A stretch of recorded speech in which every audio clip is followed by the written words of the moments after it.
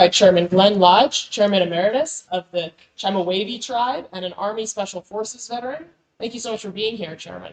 You're welcome. Thanks for having me. Absolutely.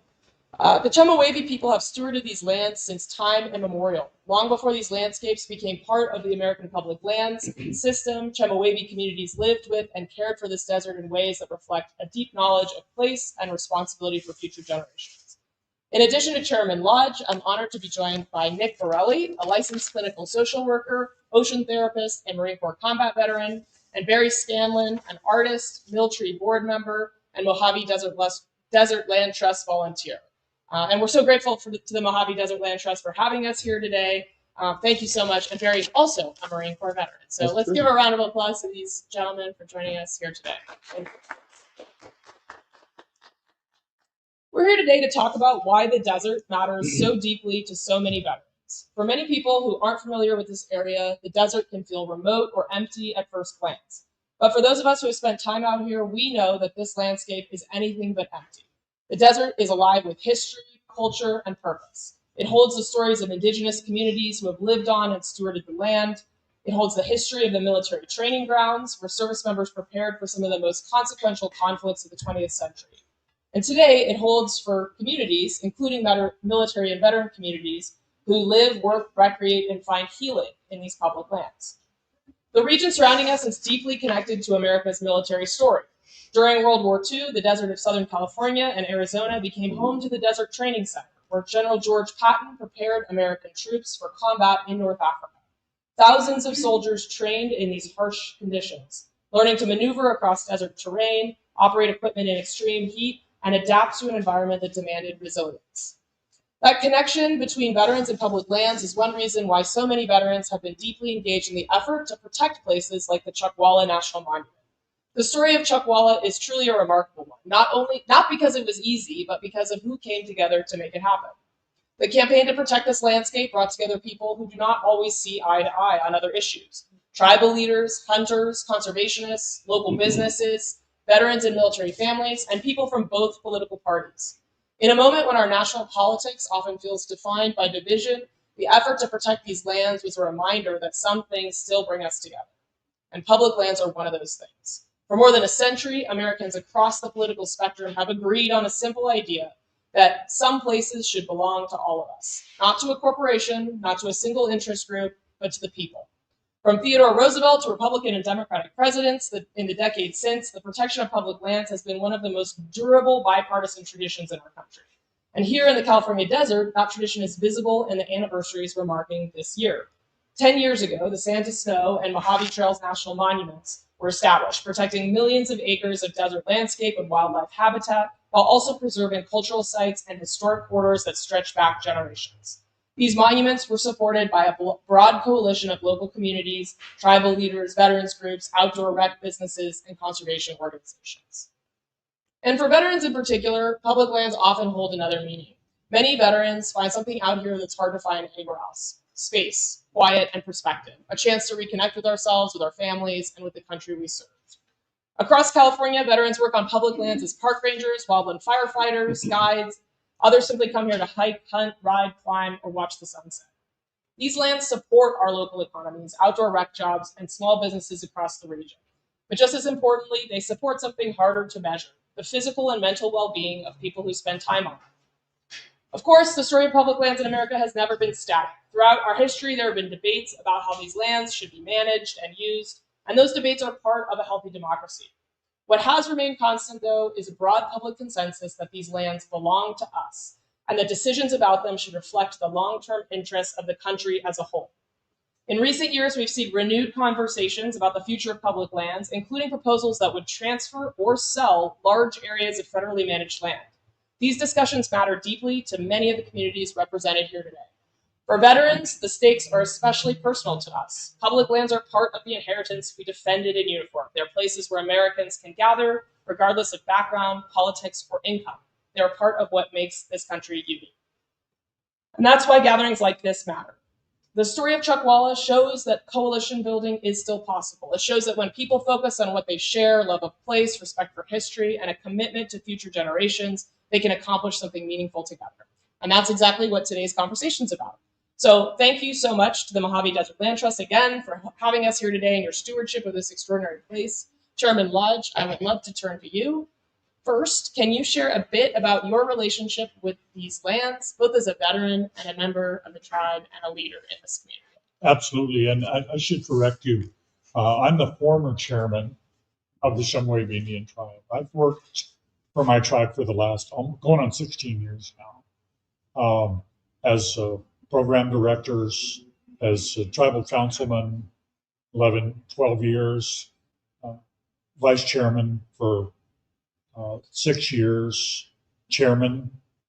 And right now, I'm off council, but I'm trying to go back on here next month. We're going to see what happens again.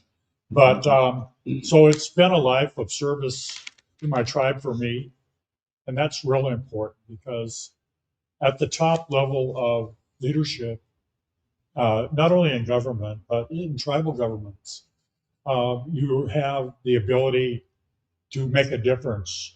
And by promoting our lands and the use of our lands, I can tell you that many times I've heard from people that have come out to the desert and said, "How can you live in such a lifeless place?"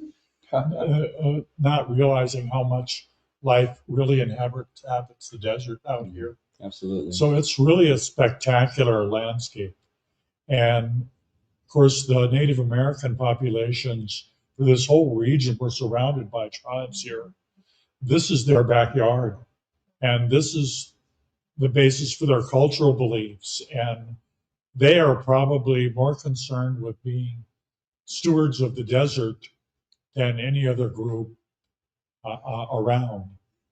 The desert has brought people together over the years to conserve these lands, and not just Native Americans, but a lot of environmental groups, a lot of conservation groups, and they were the ones that were responsible for starting the effort to establish the Chuckwalla Monument and several other monuments that are out there right now that were over the last 2 years that were just approved.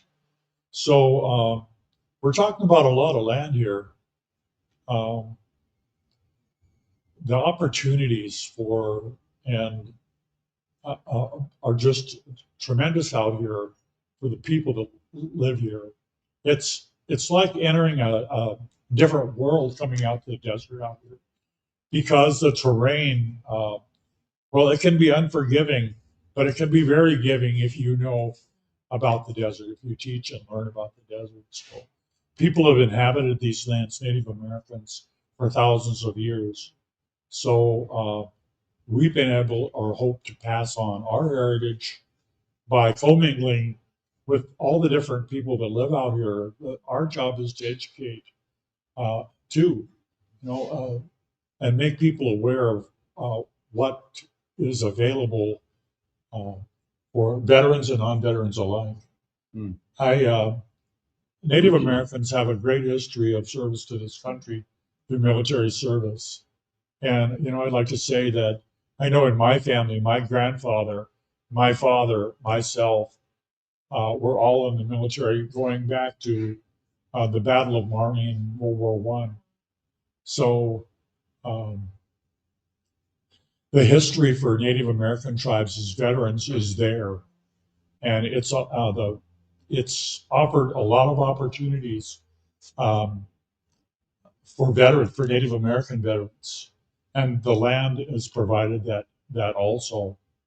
So having that background and being able to pass it on and share it with non-Native American cultures it's a real plus for everybody. I think we all have a chance to grow and learn as people, and so that we don't have the issues that divide us, like we've seen over the last decades.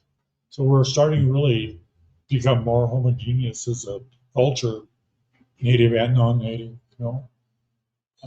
I'm proud to be a Native American, and everybody says, "Well, you don't look like you're Native American." I'll clarify that I'm a milkman's son.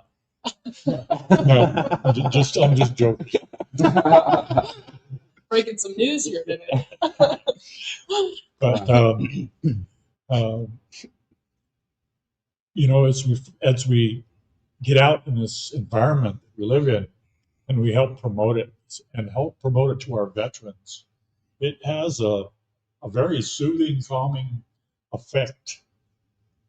It's like you don't have to go very far to be immersed in nature here. Right. You know, it's all around us, and this land is just so rich with history. Um, and the more you learn, the more you want to know. Mm-hmm. Well, thank you so much, Chairman Emeritus Law. Okay. Thank you so much for sharing those reflections. We're now going to hear from the California Natural Resources Agency Director, Wade Crowfoot, who couldn't be here today but has sent a video and is joining us virtually.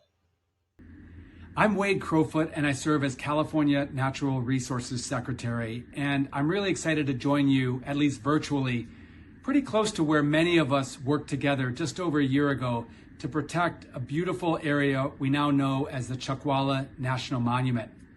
As a Californian and American, I want to thank you for your military service, for protecting this incredible nation of ours and keeping us safe and prosperous.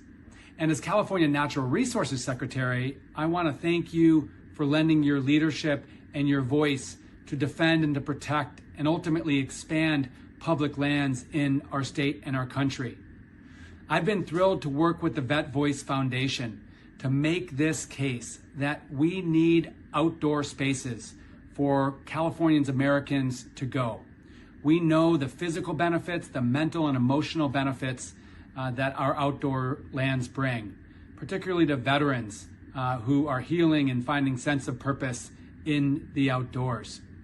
We're proud to find ways to strengthen our work with veterans on building an outdoors for all across our state through programs like free and reduced cost fishing and hunting licenses for veterans, or employment training programs like a Veterans Fisheries Corps program administered by our California Conservation Corps for veterans who are interested in getting into fisheries science and fishery restoration and monitoring.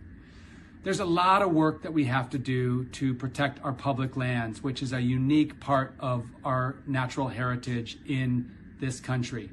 At this moment in time, we're fending off proposals to sell off our public lands, to diminish protections on our public lands, and it takes a broad coalition of people from both political parties, from business, from communities, from tribal governments, and from veterans organizations to make the case for the importance of public lands. Ultimately, they're a uniter in our country. It doesn't matter where you come from, the money in your bank account, or your background. Most all Americans love getting outdoors and onto our public lands. So huge thanks to the Vet Voice Foundation for the leadership you play in this movement for public lands, and huge thanks to each of you who are joining today to understand and to advance the role that you play in making this case for getting all Americans outdoors. Appreciate our work together and look forward to our shared progress. Well, thank you to Director Crowfoot for those remarks and for his leadership in protecting California's public lands. Barry, I'd love to turn to you. Can you share a little bit about your background, what Miltree is, and talk a bit about the work you're doing to connect veterans and military communities with public lands here in Southern California? Sure, and thank you for having me here, by the way. It's been wonderful meeting all of you today, and I'm just I feel very fortunate to be here. I'll start back in the beginning. In 1972 and 73, I was actually stationed down the road at Marine Corps Base 29 Palms. I was 18, right out of boot camp. Me and my friends were all from the East Coast, and I remember the National Monument was right outside the base, and we would grab a 12-pack of beer. There was nobody out here at that time. The monument was virtually empty, and we would go up there, and I'd make my friends look for lizards and snakes, and I was really into the desert. They became part of the desert too, my friends did. All Marines, of course, and they were calling me Scanlon of the Mojave. And then I got, shipped away from the desert. But I never forgot my experience here and how amazing it was. So let's fast forward 50 years. My wife and I are teaching in Minnesota. and we're visiting friends out here, and eventually we moved out here, and now we live down the road in Yucca Valley, and we feel so fortunate to be out here in the desert. And then a couple of years ago, I was asked to join the board of Miltree. For what Miltree Veteran Advocacy is what we're called. What we do is we work with active duty Marines, veterans, and community members to get outside into the environment. We do workshops on music workshops, writing workshops, hikes into the desert, bird watching, all kinds of things that we can do just to get people together, the community and veterans, and active duty veterans also, or Marines, I mean. So, like one of the things we did last year on National Public Lands Day, 27 active duty Marines came down to the Morongo Preserve after that hurricane, well, the tropical storm that had come through a few years ago, and they knocked all those trees down in the preserve. There was a lot of flooding. The boardwalks were damaged. So community members and the Marines all got together and for a whole day just cleaned up the preserve. It was just one of those kind of feel-good things that we were doing with the military and with civilians, and it was just a good thing to do. So these are the types of things that Miltree does. We're always trying to get lonely veterans. You have a lot of aged veterans who are living alone in their homes. We try to get them out of their homes so that they can be with community and be with other former vets, and just try to make places healthier for everyone. You had mentioned how restorative it is to hike in the desert. It's curative. We all know how good it feels after you've walked in the woods or in the desert. These are the things that Miltree tries to do. That's amazing. Well, thank you so much, Barry, for that really powerful work and the gifts you're giving back to the community and to active duty Marines here as well. We're really honored to have also joining us virtually Senator Alex Padilla, who couldn't be here today, but wanted to make sure that everyone here knew how important this issue was to him. So we will hear something from Senator Padilla.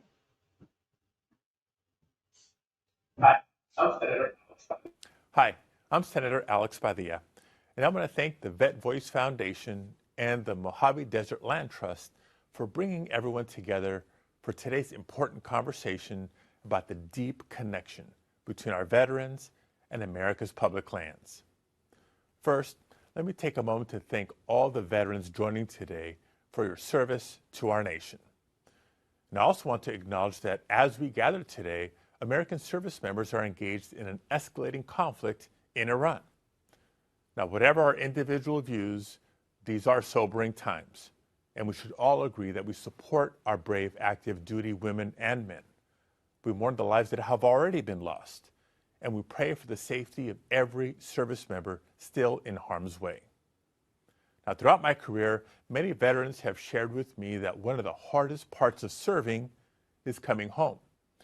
So it's important that we do everything possible to support veterans transitioning back to civilian life. And one way we can do that is championing the preservation of America's public lands and outdoor spaces, places that have become areas of reflection, recovery, and reconnection for so many veterans. Places like Joshua Tree National Park and the Mojave National Preserve offer something powerful, open space to heal, to gather with fellow veterans, and to reconnect with nature after the stresses of military service. For some veterans, these lands have also become a livelihood, working as park rangers, as guides, conservationists, and public land stewards in agencies like the National Park Service, the U.S. Forest Service, and the Bureau of Land Management. That's one of the reasons I've worked so hard in the Senate to protect our public lands. And with your help, we successfully worked with the Biden administration to establish the Chuckwalla National Monument, protecting over 600,000 acres in the California desert. And I'll continue advocating for my Public Lands Act, which would protect and restore more than 1.7 million acres of public land in northern, central, and southern California. Now, these lands belong to the American people, and they should be preserved for future generations, not sold off to the highest bidder. But unfortunately, there are some who want to sell off public land or weaken the very agencies responsible for protecting them. Not on my watch. I will fight tooth and nail to oppose any proposal in Congress to sell off our public lands. And I will oppose nominees who try to undermine the mission of our land management agencies. Our public lands are part of who we are as a nation, and they're particularly meaningful for the veterans who have already given so much in service to our country. So thank you again to the Vet Voice Foundation and the Mojave Desert Land Trust for hosting today's conversation. And thank you to the veterans who continue to lead the way in protecting and celebrating these special places. Well, we're so grateful to Senator Padilla for all of his efforts, both championing the Chuckwalla National Monument and to protect our public lands from future sell-off. He talked a lot about the restorative, and we've spoken today about the restorative nature of being out in nature. Nick, you're a licensed therapist who's worked with veterans both inside and outside the VA. What role do you see time outdoors playing in overall health and well-being, especially for veterans? Oh, Janessa, thank you so much for having me here. All of you, please, thank you so much. I feel so grateful to be sitting at this seat and have the opportunity to share this time with you all. And thank you, former chairman, for welcoming us to your land and to your homeland. You know, I want to real quickly, Yes. knowing the kind of services that and the professional services you provide to veterans. You know, I'm a disabled vet too. So, and I've worked a lot with disabled veterans, Mhm. and you know, to know that this is such a huge area of concern Mhm. for everyone. Really, it makes me feel good inside. The VA has not had a glowing history, but over the years, but they're certainly doing a whole lot more today than they've ever done. And you're part of the team that's making that happen. Thank you. So I'd like to say thank you for that. I've gotten great care through the VA. Everybody's going to have their instances, Mhm. but it's, you know, it's improved tremendously over what it used to be. Absolutely. I mean, I got out 1990, Wow. and they didn't have Project Transition. They didn't have Right. all the things that you're working with, Right. programs that you're working with now. So, Right. and I'm glad to see it happen because our vets deserve it. Same.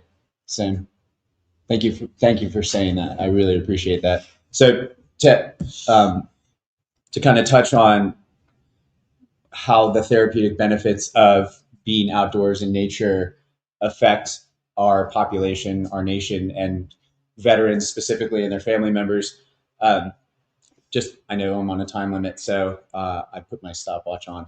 Quick backstory: I'm the great grandson of immigrants from Italy and Poland, and my father was a career Marine for 33 years. Actually got to spend Christmas Eve and Christmas Day 2005 in Iraq with him, which was not fun for my mom and my brother, but great for us.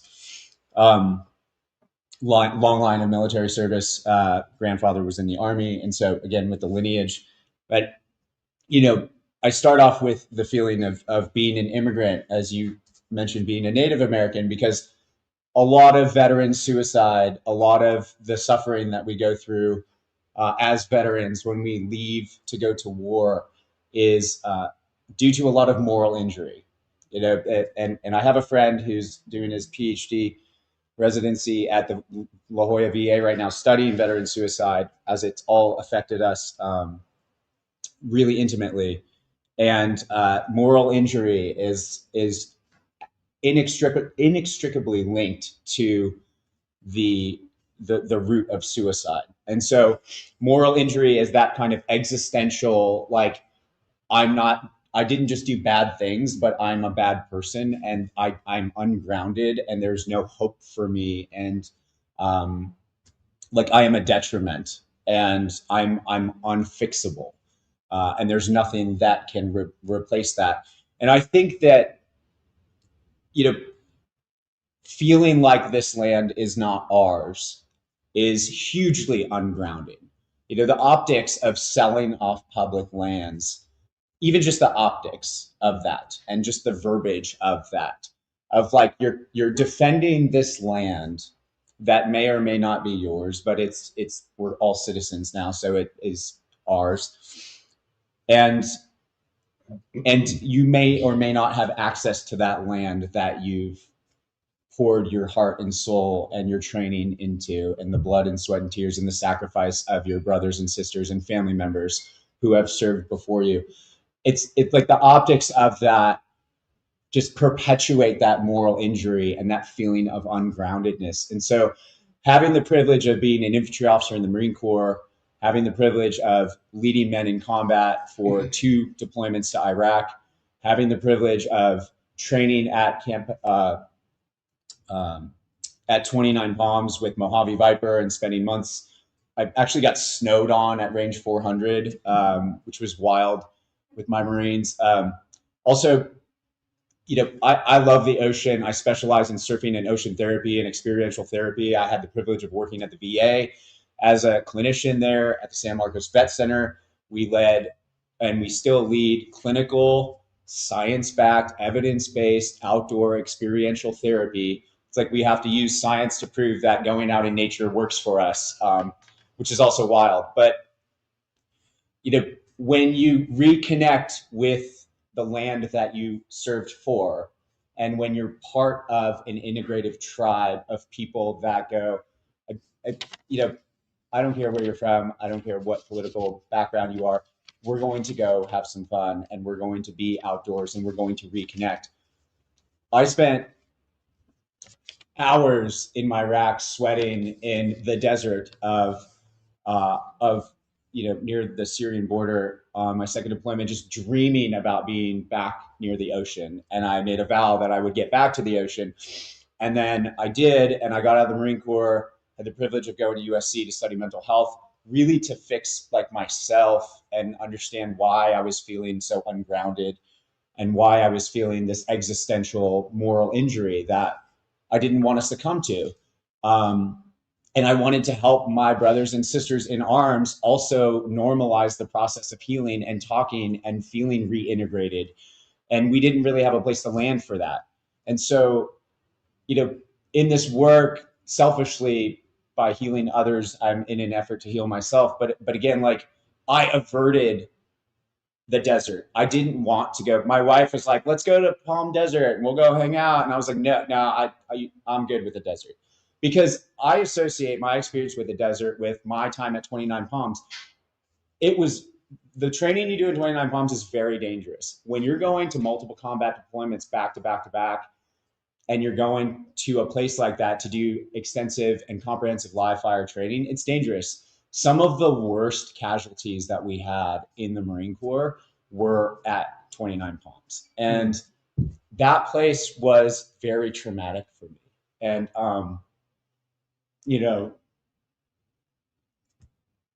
excuse me. Take your time. To come home,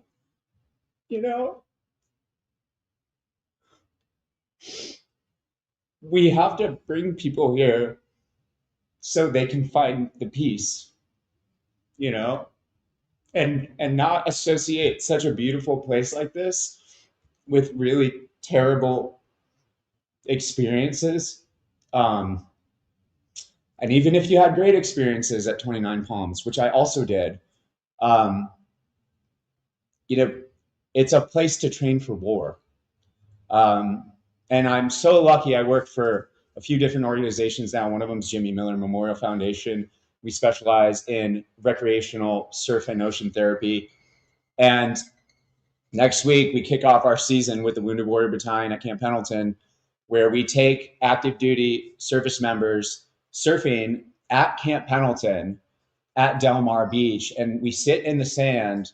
And I always tell them, like, this is so magical that we get to sit literally at the intersection of war and peace. Like, we LAVs are fucking landing on the beach doing training missions while we're sitting next to, sometimes over the summertime, large groups of children that are playing and catching waves. And then the Marines are right there next to them. And you can't see the difference between the Marines and the kids except for their size, because everybody's just having permission to feel joy.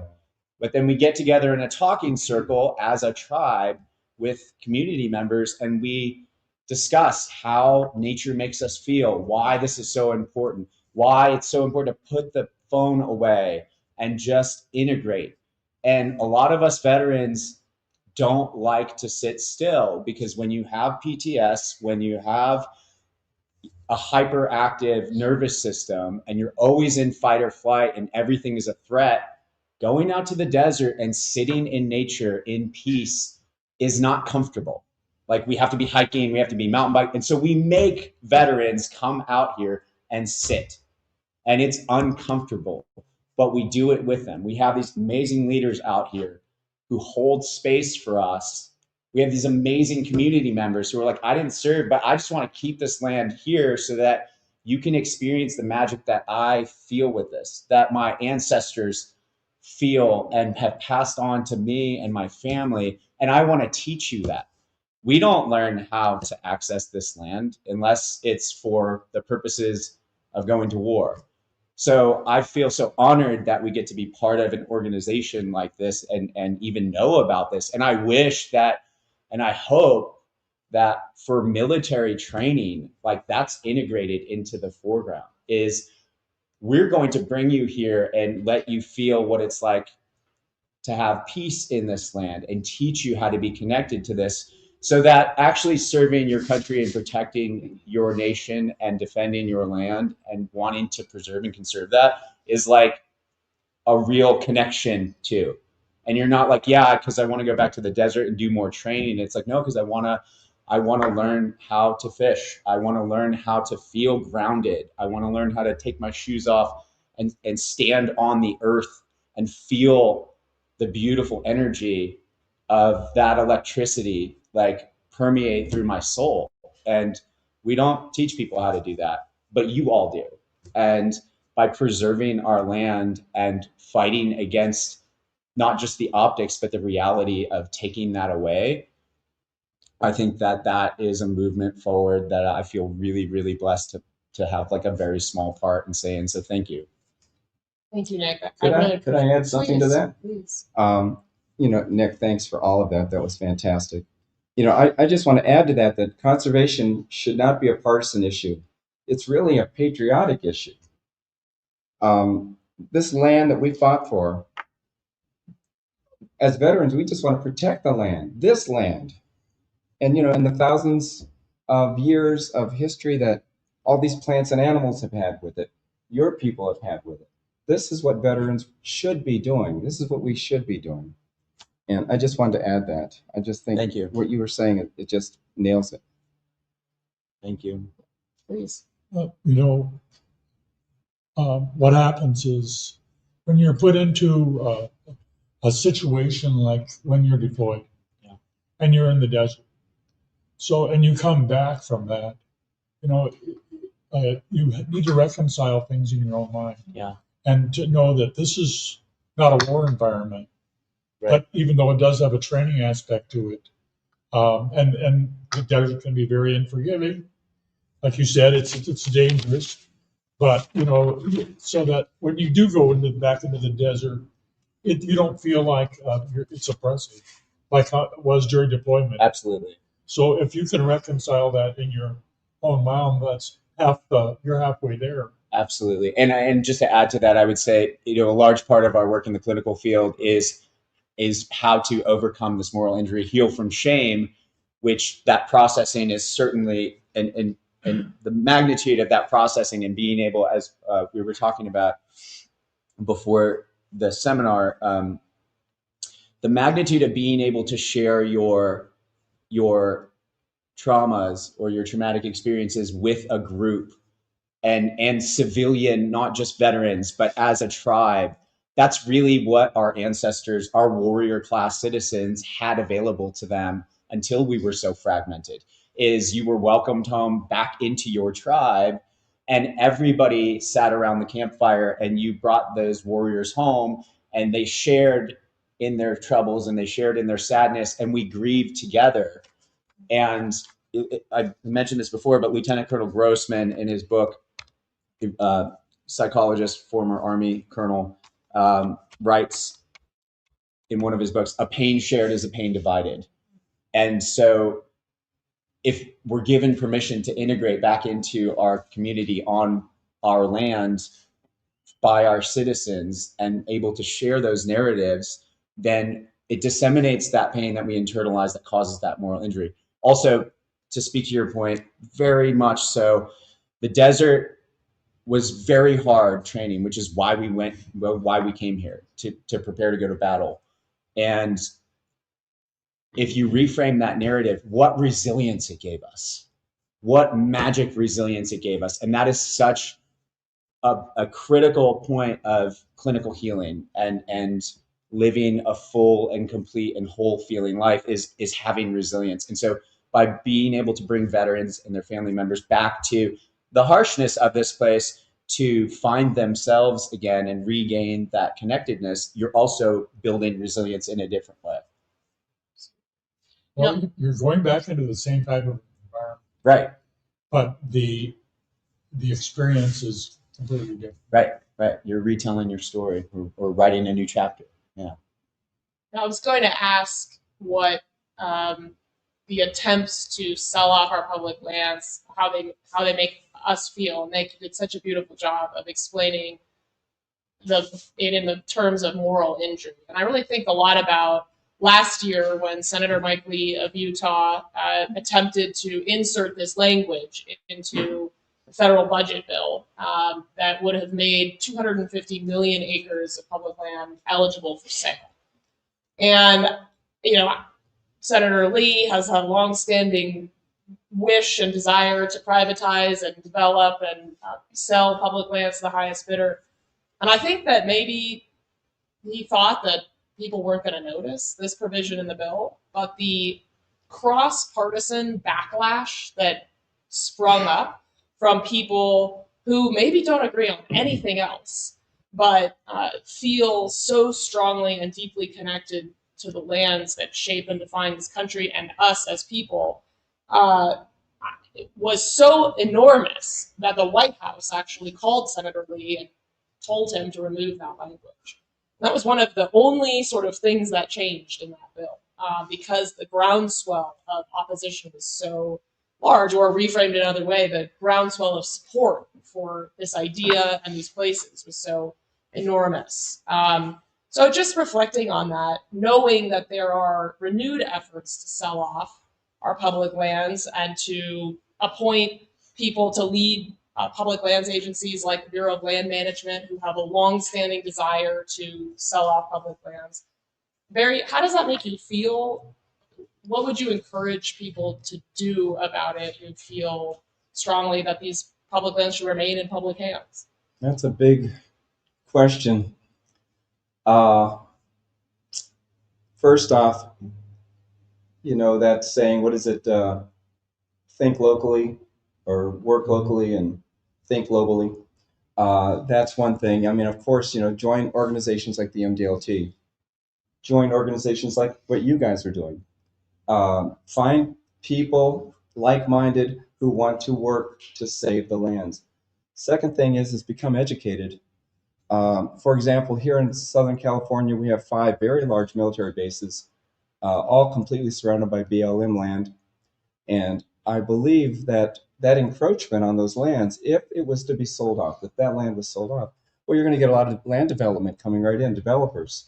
That would, of course, hurt the mission of the military on that base. They have their own security issues. They don't need people living right outside the borders of the base. The second thing that buffer zone does, of BLM land, it becomes a wildlife habitat. So that's a good thing for the wildlife. So it's good for the base, good for the military mission, good for wildlife also. That's just one small argument.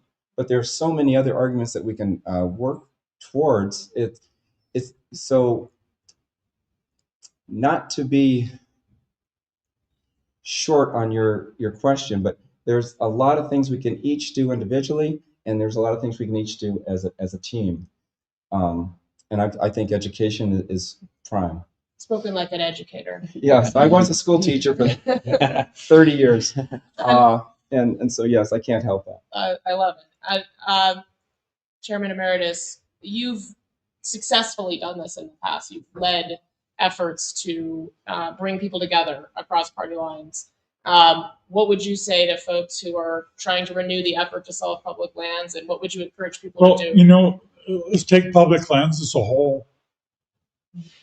Once states were organized and recognized and achieved statehood, a lot of those lands were mostly were all public lands at the time, except for lotteries and homesteads and the federal government trying to encourage people to actually come and occupy the lands. But there's so many other uses for these public lands than to sell them off. When we have to think of it as this land is a part of some. It may not be my heritage, but it may be another group's part of their heritage. So I think one of the things we could do is look at land swaps, to get back bring back some of that public land and either swap it out, either out of an economic zone or a mineral development zone, and put it back in the public domain for everybody to use. I appreciate that. Yeah. Well, we are almost at time, so I want to take a moment to wrap things up. And before we close, I want to thank these incredible veterans for joining us here today and all of your leadership in this community and in San Diego, Nick. And I want to leave those who are watching both here and online with a simple call to action. So we've spoken about the efforts to nominate Steve Pierce to manage our public, or to the Bureau of Land Management. And Steve Pierce is a former oil and gas executive who has spent a career advocating for public land sell-off. Very proud of our California senators for opposing that nomination. But we want to encourage other senators to join forces in opposing that nomination as well. There's also a bipartisan effort in Congress right now to stop public land sell-off, and that's the Public Lands in Public Hands Act, which would prevent large-scale public land sell-offs. So if there's one thing, if you're watching this and you want something tangible to do right now, it's pick up the phone or send an email or a message to your members of Congress and urge them to co-sponsor the Public Lands in Public Hands Act. It really does make a difference when they hear from us, as we saw last summer in the public land sell-off fight. And public lands belong to all of us. Protecting them has always been a bipartisan American tradition. So thank you all for being here today. Thank you for the work you do to support our public lands, our veterans, and the communities who depend on them. And thank you for helping to carry forward one of the best traditions that this country has, which is the idea that public lands belong to all of us. Thank you so much for joining us today, and we look forward to chatting with you after. Thank you. Thank you. Thank you.